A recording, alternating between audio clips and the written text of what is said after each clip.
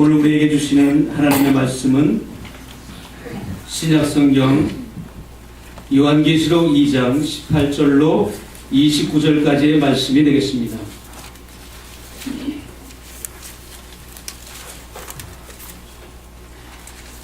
신약성경 400페이지부터 401페이지까지가 되겠습니다. 이 기록된 계시의 말씀을 우리 모두 한 목소리로 봉독할 때 살아계신 하나님의 음성을 다 함께 들을 수 있기를 바랍니다. 하나님의 말씀입니다. 두아디라 교회의 사자에게 편지하기를 그 눈이 불꽃 같고 그 발이 빛난 주석과 같은 하나님의 아들이 가라사대 내가 내 사업과 사랑과 믿음과 섬김과 인내를 아노니 내 나중 행위가 처음 것보다 많도다. 그러나 내게 책망할 일이 있노라. 자칭 선지자라 하는 여자 이세벨을 내가 용납하미니 그가 내 종들을 가르쳐 깨어 행음하게 하고 우상의 재물을 먹게 하는도다. 또 내가 그에게 회개할 기회를 주었으되 그 음행을 회개하고자 아니하는도다. 볼지어다 내가 그를 침상에 던질 터이요 또 그로 더불어 간음하는 자들도 만일 그의 행위를 회개치 아니하면 큰 환난 가운데 던지고 또 내가 사망으로 그의 자녀를 죽이리니 모든 교회가 나는 사람의 뜻과 마음을 살피는 자인 줄 알지다. 내가 너희 각 사람의 행위대로 갚아주리라. 두아디라에 남아있어 이 교훈을 받지 아니하고 소위 사단의 깊은 것을 알지 못하는 너희에게 말하노니 다른 증오로 너희에게 지울 것이 없노라. 다만 너희에게 있는 것을 내가 올 때까지 굳게 잡으라. 이기는 자와 끝까지 내 일을 지키는 그에게 만국을 다스리는 권세를 주리니 그가 철장을 가지고 저희를 다스려 질그릇 깨뜨린 것과 같이 하리라. 나도 내 아버지께 받은 것이 그러하니라. 내가 또 그에게 새벽별을 주리라. 귀 있는 자는 성령이 교회들에게 하시는 말씀을 들을지어다. 아멘. 여러분은 지금까지 인생을 살아오시면서 가장 기분 나빴을 때가 언제입니까? 어떤 사람은 파리채로 머리를 얻어맞았을 때가 가장 기분 나빴다고 말하는 사람도 그렇고, 또 어떤 이는 친구 아버지가 운영하는 돼지농장, 양돈농장이죠. 거기를 방문했다가 돼지우리 안에 모자가 떨어지는 바람에 모자를 주우려고 돼지우리 안에 들어갔다가 돼지의 공격으로 그만 넘어져서 돼지 뒷다리에 발굽에 밟혀서 그때가 가장 기분이 나빴다고 말한 적도 들었습니다. 돼지는 뾰족구두, 하이힐을 신고 있기 때문에 밟히면 매우 아프고 상처가 나기 때문에 그랬다는 거죠. 또 어떤 이는 학교 여선생님에게 발길질을 당하고 뺨을 맞아서 그것이 인생에 있어서 가장 기분이 나빴다라고 말하는 분도 있습니다.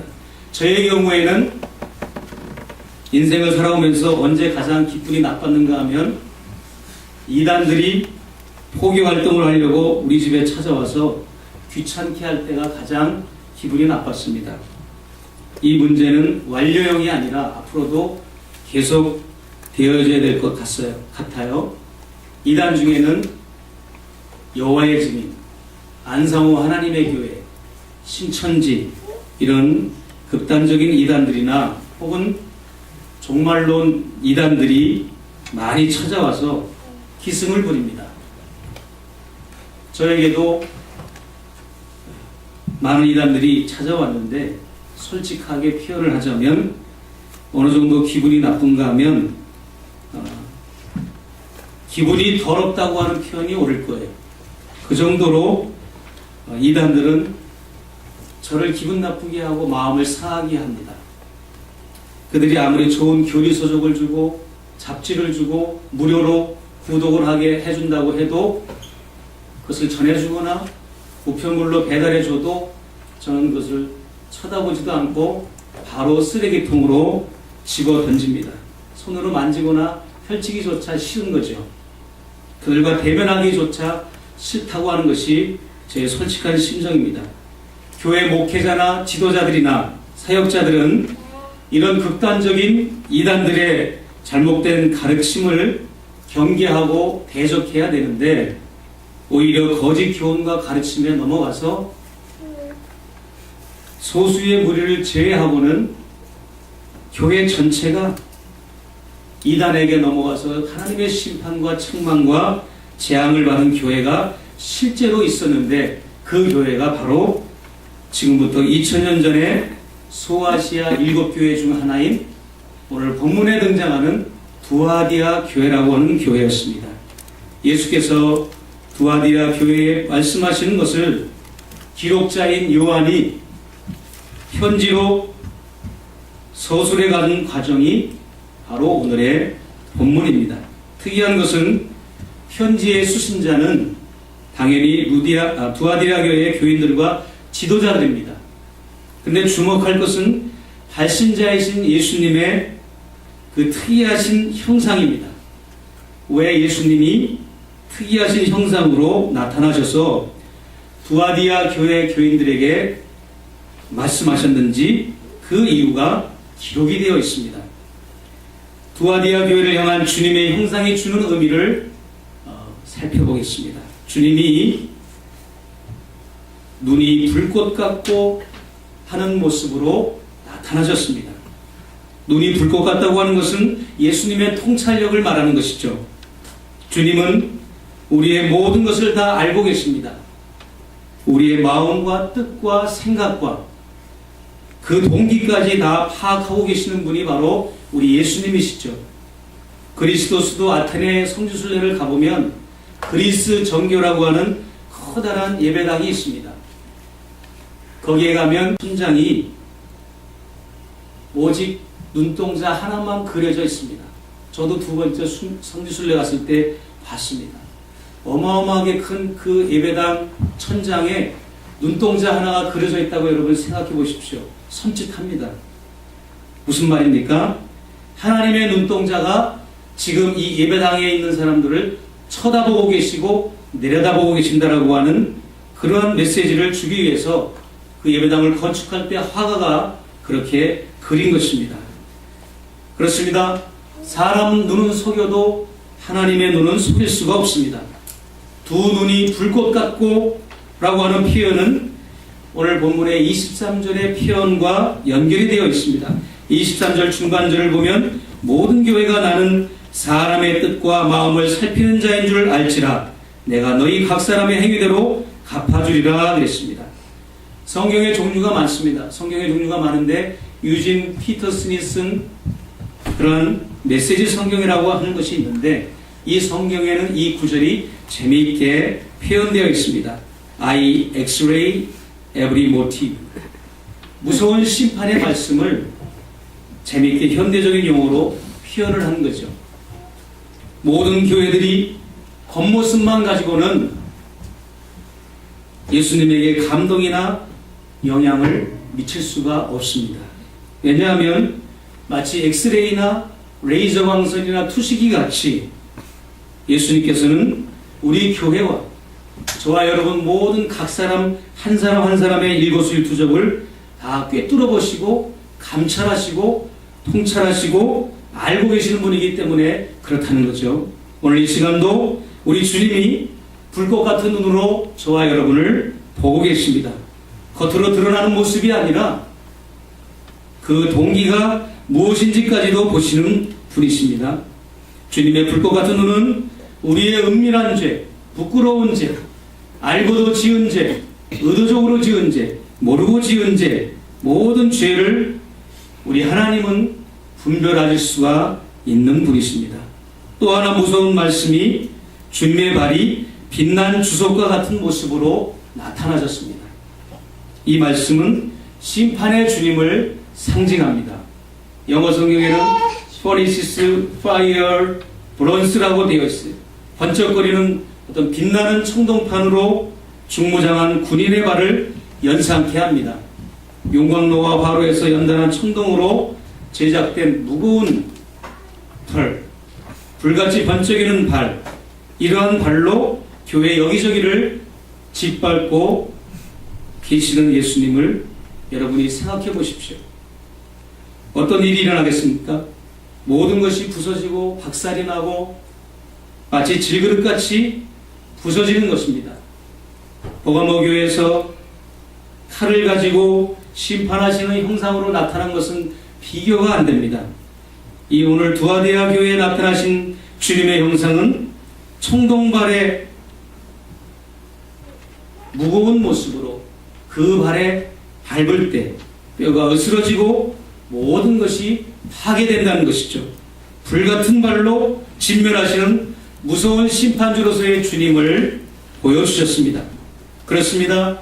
불꽃 같은 시선으로 안과 밖을 다 바라보시고 살피시고 감찰하신 결과대로 두아디아 교회를 철저하게 심판하신다는 경고의 메시지를 이 편지 서두에 우리 주님이 메시지로 알게 해주시는 것입니다.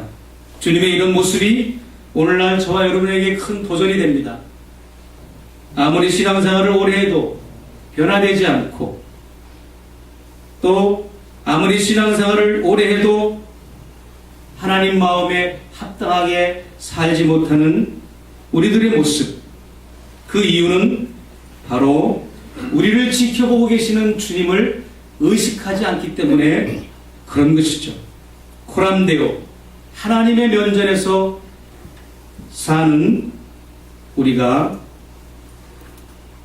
현재도 CCTV처럼 우리를 보고 계시는 주님, 듣고 계시는 주님, 그러한 사실을 우리가 안다면 하나님의 면전에서 우리의 삶의 태도가 좀 바뀌어야 되지 않겠습니까? 오늘 본문에는 소아시아 7개의 교회 중에서 두아디아 교회를 향하신 예수님의 칭찬이 아마 가장 7개의 교회 중에서 따뜻한 것 같습니다. 반면에 두아디아 교회를 향한 예수님의 질책과 책망이 매우 무섭고 그 책망의 분량이 매우 많습니다. 두 번째로 우리가 두아디아 교회를 향하신 주님의 칭찬이 주는 의미를 우리가 살펴보겠습니다. 주님은 두아디아 교회 성도들을 칭찬하셨는데 두 가지 종류로 칭찬하셨습니다. 첫째는 19절에 5가지의 장점 항목을 일일이 열거하시면서 그들을 칭찬하셨고, 두 번째는 24절에 이세벨이라고 하는 이단자의 교훈에 동조하지 않은 많은 소수의 남은 자들을 또한 칭찬하신 장면입니다. 우선 19절에 보면 내 사업과 그랬습니다. 여기서 사업이란 돈 버는 세상 사업이 아니라 영혼을 구원하는 사업, 구령 사업이라고 그러죠. 선교, 구제, 교육, 전도, 봉사 같은 그러한 주님의 사업이 이 교회 안에 활발하게 많이 있었다는 것입니다. 그뿐이 아닙니다. 사랑과 섬김과 믿음과 인내가 있었다라고 주님이 칭찬하셨습니다. 풍성한 사랑이 있었고, 견고한 믿음과 섬김이 있었고, 그리고 모든 것을 끝까지 견디는 인내가 있었던 것이죠. 교회가 이 정도면 된 겁니다. 이보다 더 뭘 바라겠습니까? 제 눈에 볼 때는 완벽한 교회인 것 같습니다. 그렇습니다. 우리에게 더 큰 감동으로 와닿는 것은 그 다음 칭찬입니다. 내 나중 행위가 처음 것보다 많다는 주님의 칭찬. 시작보다는 끝이 좋기가 쉽지가 않은데, 두아디아 교회는 갈수록, 시간이 흐를수록 처음보다 나중이 좋았고, 처음보다 나중이 열매가 풍성한 교회였습니다. 성경책과 우리 주변에는 처음에는 시작이 열정적이었지만 도중에 포기한 이들이 많았고, 출발은 좋았지만 나중에 잘못된 인물들이 성경과 우리 주변에는 많이 있습니다.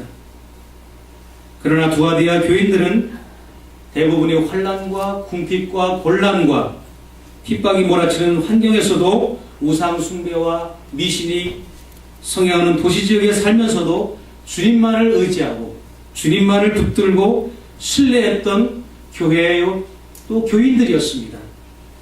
그럼에도 불구하고 주님은 20절에 그러나 하고 의의를 제기하고 책망을 하십니다. 그러나 여기서 우리가 명심할 것은 교회가 이와 같은 5가지 항목에 많은 활동을 한다고 해서 진리를 외면하는 일을 해서는 안 된다는 것입니다. 진리를 떠난 섬김과 봉사는 이미 교회가 아닙니다. 그냥 봉사단체입니다. 물론 교회는 아낌없이 사랑의 수고를 감당해야 합니다. 그럼에도 불구하고 거짓 교훈과 마귀의 괴계와 책략을 물리쳐서 교회 안에 두 기둥이라고 할 수 있는 진리와 사랑을 동시에 붙들 수 있어야만 교회를 교회될 수 있게 한다는 것입니다. 제가 목회를 하다 보면 어떤 분들은 저에게 와서 그렇게 얘기합니다. 목사님, 저도 예전에는 열심히 봉사할 때가 있었어요 라고 하면서 무용담같이 말하시는 분들이 간혹 있습니다. 사실 그런 종류의 고백은 부끄러운 고백이에요. 왜냐하면 주님은 두아디아 교회 교인들에게 처음보다 내 나중이 더 좋았고 갈수록 네가 더 칭찬받을 행실이 많았다고 했기 때문에 그것이 정상인 거죠. 우리 믿음은 갈수록 점점 더 나중이 좋아지고 은혜로워지고 칭찬받을 만한 것이 되어야 합니다. 세 번째로 두아디아 교회를 향한 주님의 책망의 의미를 우리가 살펴보겠습니다. 주님은 무엇을 책망하셨나요? 자칭 선지자라고 하는 이세벨을 용납했다는 것입니다. 우리가 여기서 주목할 것은 자칭 선지자의 이름이 이세벨이라고 하는 것입니다. 이세벨. 이 이세벨이 그 말에서 풍기는 것처럼 악의 상징이고 악의 대명사입니다. 근데 이 자칭이라고 하는 말에서 풍기듯이 벌써 자칭이라는 말이 가짜라는 말이고 거짓 선지자라고 하는 뜻이 포함되어 있지 않겠어요? 적어도 가짜가 진짜의 이름을 도용할 때는 은혜로운 인물을 선택하는 것이 당연한 거죠. 예를 들어서 여러분이 루시퍼라고 하는 이름을 함부로 쓸 수 있습니까? 여러분이 아간이나 아니면 사울이나 발람이나 아나니아와 삽비라, 가론유다 이런 이름을 사용 안 할 겁니다. 얼마나 이름이 중요한데 그런 이름을 쓰겠습니까? 그런데 이 이세벨이라고 하는 이 거짓 여선지자는 구약에 나오는 이 악의 대명사인 이세벨이라고 하는 이름을 그냥 당당하게 노골적으로 그냥 사용을 하는 것이죠. 그러니까 나는 나쁜 여자입니다. 나는 악한 여자입니다. 나는 마귀의 종입니다. 라고 아예 스스로 인정하고 공식적으로 선포했다는 것입니다. 이런 사람이 두아디라 교회 안에 침투했다는 거예요. 성령과 기질이라고 하는 책으로 유명한 팀 라헤이 목사님이 그런 말을 했습니다.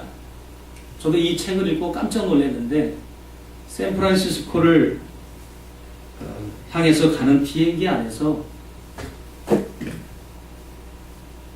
비행기 옆자리에 어느 청년이 기내식이 나왔는데 기내식을 거부하고 계속 가만히 고개를 숙이고 있더랍니다.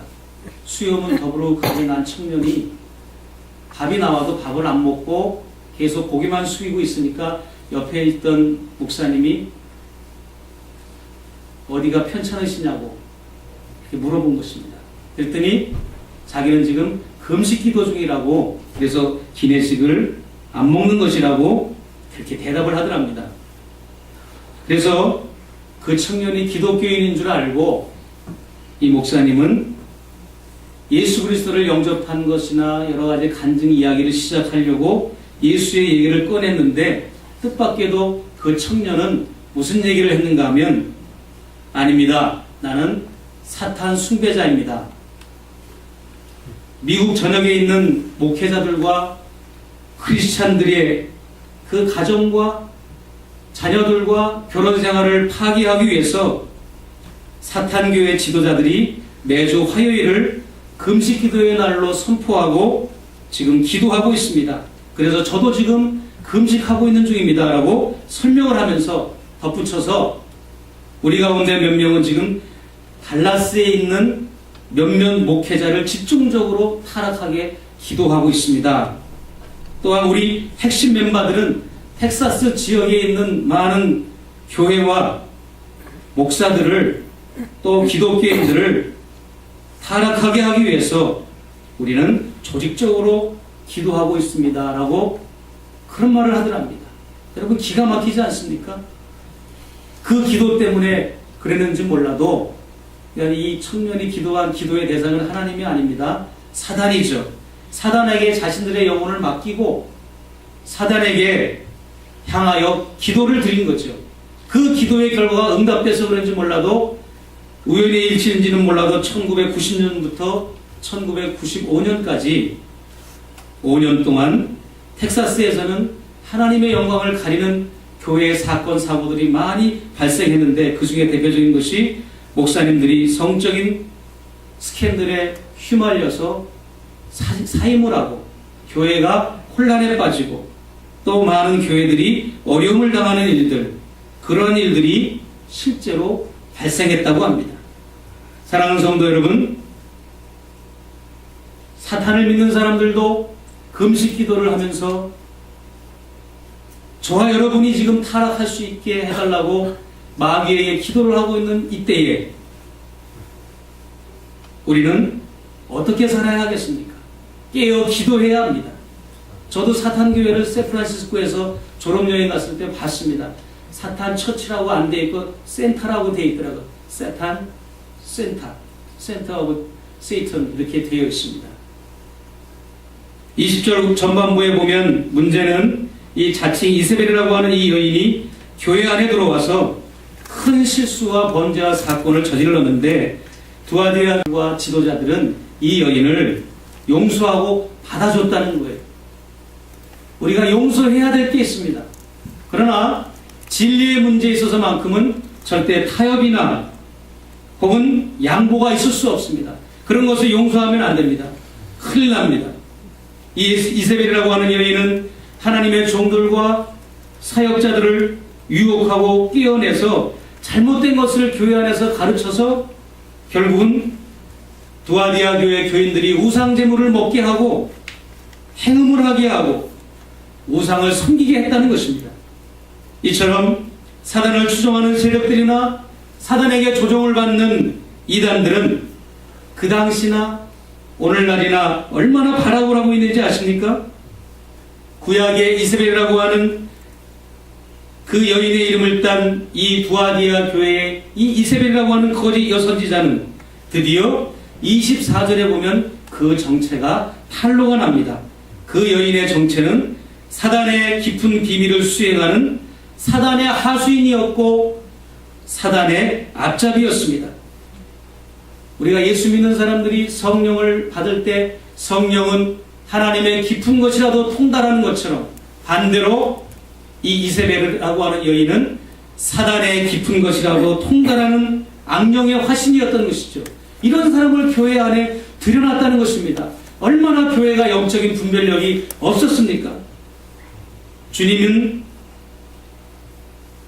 칭찬하시는 두 번째 부류에서 바로 아까 24절에 이세벨의 교훈에 동조하지 않은 그 소수의 성도들을 그 믿음과 신앙의 지조를 칭찬하셨습니다. 왜냐하면 다수가 우상을 섬기고 이세벨의 교훈을 따라가는데 소수의 무리들은 그루터기가 되어서 남은 자가 되어서 거기에 동요되지 않았다는 것입니다. 칭찬받을 만합니다. 그러면 우리가 이세벨이 누구인지 좀 더 알아봅시다. 이세벨은 이름에 걸맞지 않게 이세벨이라고 하는 그 단어의 뜻은 고상한, 정숙한 그러한 뜻입니다. 원래 악은 고상해 보이고 그 껍데기가 양의 가죽을 쓴 일이기 때문에 멋져 보이고 화려해 보입니다. 겉보기에는 보암직도 하고 먹음직도 하고 멋있어 보이지만 그는 바로 마귀의 화신이라는 것이죠. 이스라엘의 7대 왕인 아합 왕에게 시집가서 악처로 살면서 남편을 자주우지하고 20년 동안 아합 왕이 통치하는 동안에 온갖 악행과 폭정을 일삼은 이 이세벨은 시집을 오면서 아세라 신과 바알 신을 가지고 왔어요. 이 이세벨이 시집 오기 전까지 이스라엘 나라는 하나님을 잘 믿는 나라였는데 이 이세벨이 시집을 오면서 우상단지를 가져오면서 처음에 시집 올 때는 결혼생활 초기에는 자기가 개인적으로 우상을 섬겼지만 점점 권력을 쥐고 나서는 바알과 아세라신을 섬기는 것을 국가적인 행사로, 공식적인 행사로 선포하면서 대놓고 온 이스라엘 백성들이 우상을 섬기도록 만든 장본인이 바로 이 이세벨이라고 하는 여인이었죠. 그녀는 열렬한 바울 숭배자였어요. 그의 아버지는 엣바엘, 시돈왕 엣바알이었는데 얼마나 바알을 잘 섬겼으면 이름에 엣바알이라는 이름을 썼겠습니까? 아버지의 이름이 엣바알이었던 것처럼 이 여인은 온통 바알의 영이 가득한 여인이었어요. 그리고 또한 전국의 선지자들을 다 살해하고 남아있는 이 엘리야 선지자를 죽이려고 시도했던 아주 극악한 왕비였던 것이죠. 그러면 이 구약의 이세벨이 섬겼던 바알신과 아세라신은 어떤 신인가? 그 바알신 가나안 족속이 섬겼던 우상으로서 출세와 형통과 성공을 보장하는 그러한 신이었습니다.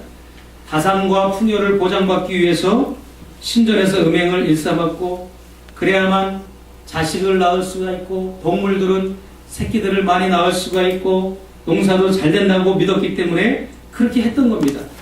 이처럼 이세벨의 잘못된 우상신앙에서 오염된 두아디아 교회는 주님이 벌을 내리시겠다고 급기야 선포하셨던 것이죠. 이세벨의 신앙을 따라가는 사람들의 그 종말이라고 하는 것은 결국은 멸망뿐이 없다는 것입니다. 실제로 구약시대의 아방의 왕비 이세벨처럼 막강한 세력을 가지고 두아디아 교회 안에서 권력을 휘두르는 것처럼 이 이세벨 여선지자가 실세 노릇을 했다는 것이죠. 두아디아 교회 전체를 시험과 유혹에 빠뜨리고 타락과 방종으로 몰아넣었습니다. 특별히 주님께서는 음행과 우상숭배와 우상의 제물에 대해서 7개 교회에 계속해서 반복해서 말씀하셨는데 이 7개 교회의 책망을 하신 그 전반적인 공통점이 뭐냐면 바로 우상숭배, 행음, 우상의 제물을 먹는 것. 그래서 거기에 이름이 들먹인 사람들이 발람, 이세벨, 니골라담 이런 이름들이었습니다. 그러면 두아디아 지역이 어떤 지역인가 잠시 살펴보도록 하겠습니다. 당시 두아디아 지역은 경제도시고 군사도시였습니다.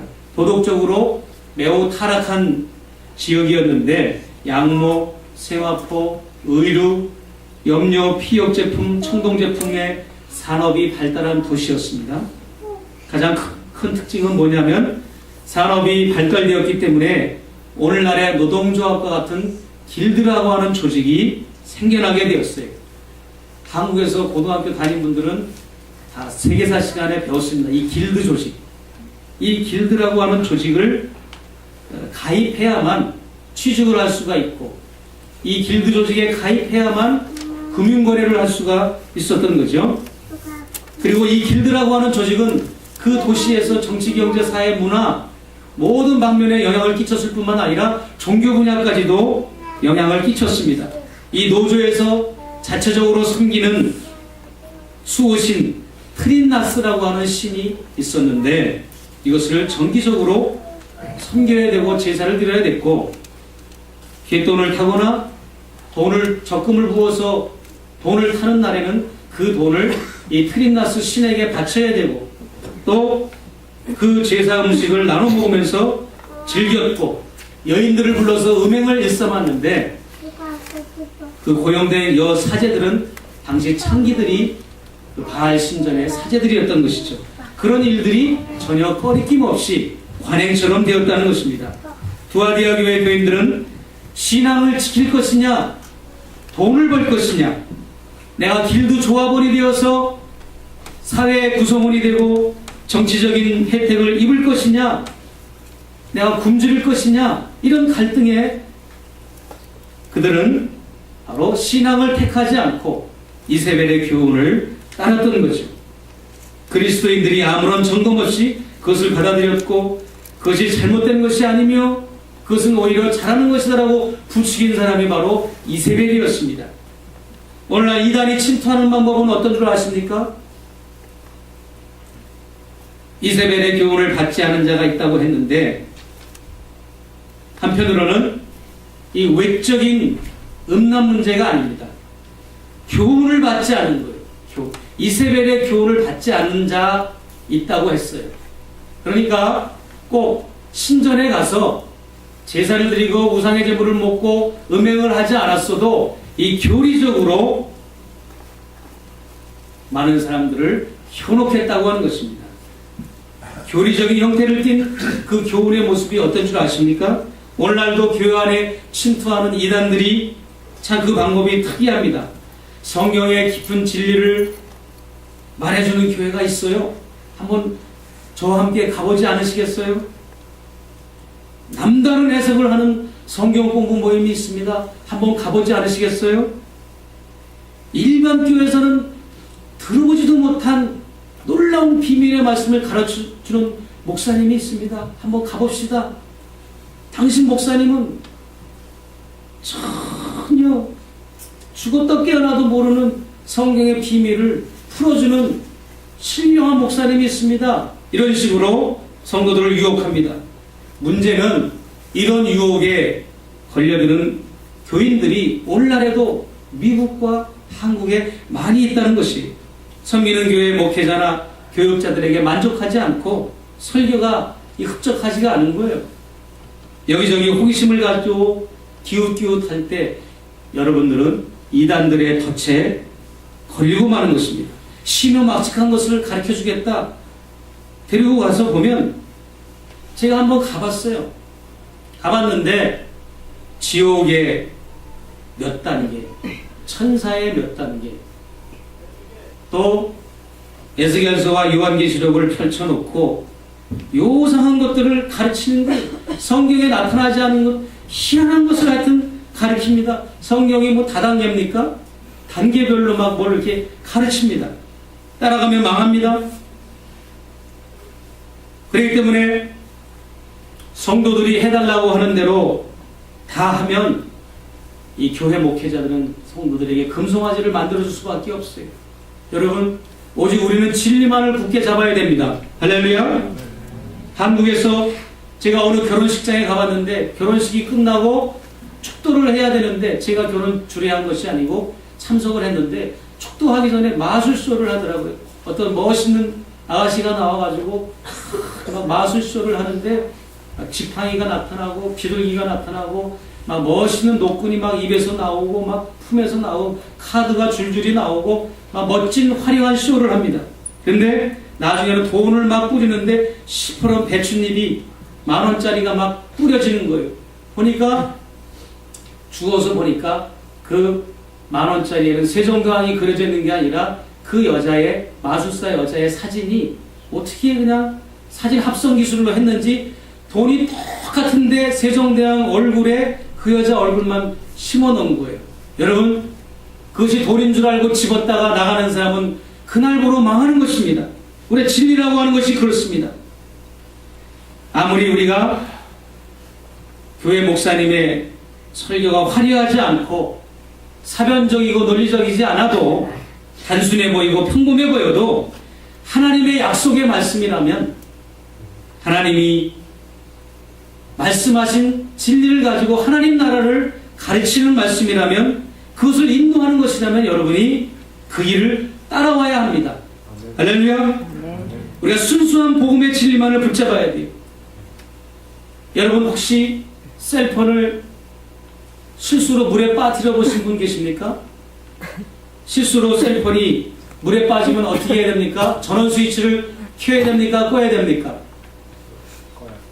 끄지도 말고 키지도 말고 그냥 내버려 둬야 됩니다.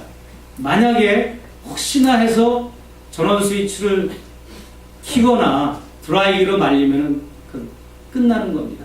그럼 어떻게 해야 됩니까? 가까운 서비스 센터나 수리센터로 막 달려가야 돼요. 맡겨놔야 됩니다. 그렇지 않으면 그것은 버리는 거나 마찬가지예요. 여러분, 우리 죄에 빠진 인생들은 어떻게 해야 됩니까? 우리는 예수 앞에 가야 사함받고 고침받고 회복됩니다. 우리를 고치시는 하나님 앞에 달려가야 됩니다. 오직 예수, 오직 십자가의 진리와 도리만을 굳게 붙들어야 됩니다. 여러분, 죽어가는 환자에게 수혈을 하는데 꿀물이 평소에 사람 몸에 좋다고 해서 수혈을 하는 그 호스에다 꿀물을 주입하면 그 환자가 어떻게 되겠습니까? 마찬가지로 세상의 다른 교훈과 이단들의 그 교훈을 하나님의 복음의 진리에 섞으면 안 됩니다.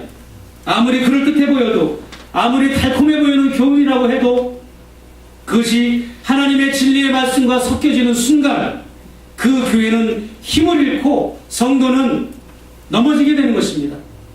오직 죽을 수밖에 없는 우리를 살리는 예수의 십자가의 은혜와 진리만이 그것을 통해서 우리가 공급받을 때, 또한 그것을 공급을 할 때만이 우리에게 영성이 주어지는 것이고 죽을 영혼이 살아나게 되는 것입니다. 할렐루야. 두아디아교를 향한 주님의 권면의 의미를 이제 살펴보겠습니다. 두 가지 권면을 하고 계십니다. 너에게 있는 것을 굳게 잡으라. 또한 굳게 잡은 것을 내가 다시 올 때까지 인내함으로 붙들고 있으라. 이 두 가지 권면을 우리에게 해주십니다. 너희에게 있는 것 그랬는데 너희에게 있는 것이 무엇입니까? 바로 교회가 처음에 가졌던 그리스도에 관한 믿음과 진리의 말씀과 구원입니다. 타협할 수 없는 진리를 붙들어야만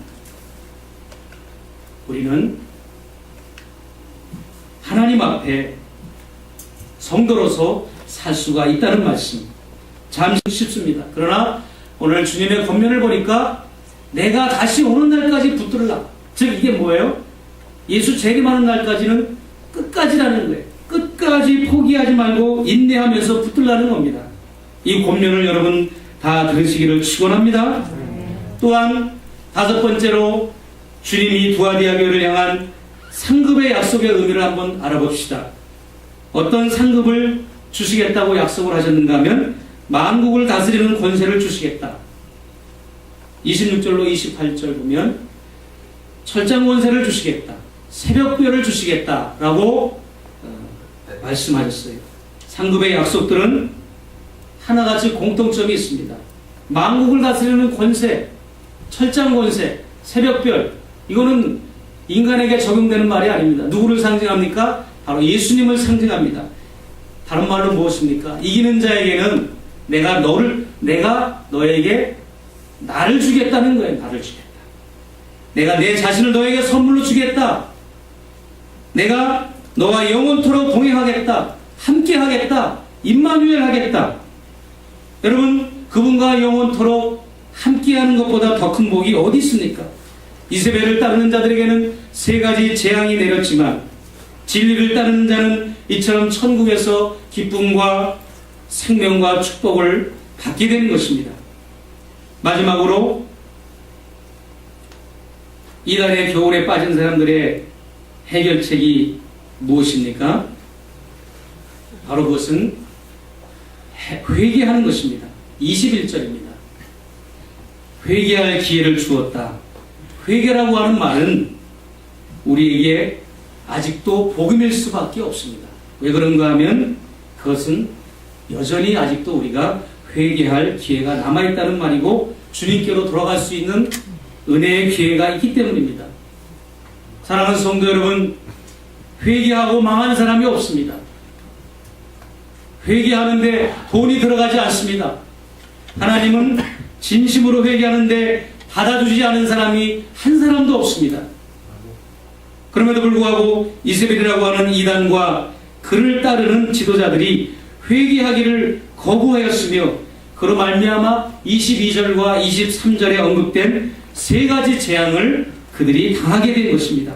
어떤 재앙을 받았습니까? 22절과 23절에 보면 놀라운 무시무시한 재앙을 받았습니다. 우리 한번 읽어보겠습니다. 시작. 볼지어다 내가 그를 침상에 던질 터이요. 여기까지요. 첫 번째 재앙은 침상에 던진다 그랬어요. 침상에 던진다는 것이 무슨 뜻입니까? 잠을 편안하게 자라고 침대에다가 그냥 갖다 눕혀놨다는 얘기입니까? 그게 아닙니다. 고칠 수 없는 불치병을 줘서 침대에서 영구적으로 살 수 있게 해준다는 그런 무서운 말씀입니다. 침상에 던지겠다는 것은 질병을 주겠다는 거예요. 여러분, 열왕기하 9장 30절로 37절 말씀에 보면 이세벨의 최후가 바로 이 장면과 똑같았어요.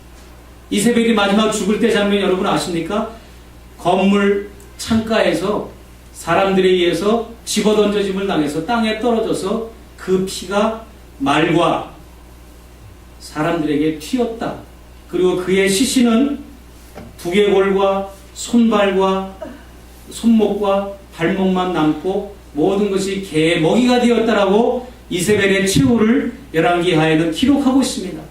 그것처럼 이세벨의 교훈을 따른 자들, 회개하지 않는 자들, 그런 자들에게는 침상에 던져서 질병에 입원할 때 침대에 입원하잖아요. 침상에 던진다는 것은 입원시키겠다는 거예요. 병을 주겠다는 겁니다. 무서운 재앙인 거죠. 두 번째는 어떤 재앙입니까?